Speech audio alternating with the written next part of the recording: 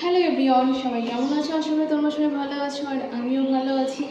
আর আজ অনেক দিন পর আমি নিজের ভয়েসে কিছু ভিডিও করছি। তো আজ পড়া শিখেছিলাম, আমার কম্পিউটার ক্লাস ছিল তাই। আর বাড়িতে কিছু সবজিও ছিল না, ভাবলাম তাহলে পলাশি থেকে একবারে বাজার করে নিয়ে আসি। আর আমি কিছু সবজিও নিয়ে এসেছি, সেটাই তোমাদের সাথে দেখাবো। এইখানে আছে ভেন্ডি আর পটল, উচ্ছে আর লেবু এনেছি। আর আছে হচ্ছে লঙ্কা, এই যে লঙ্কা নিয়ে চলে এসেছি। আর এখানে আছে ও আলু।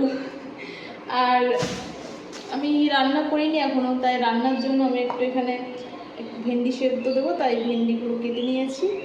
আর নিরামিষ করব, তার জন্য একটু আলু আর পটল কেটে নিয়েছি। ব্যাস, আজকে হচ্ছে এইটাই করবো, তাই ভাবলাম তোমাদের সাথে একটুখানি শেয়ার করি, কী আর করবো।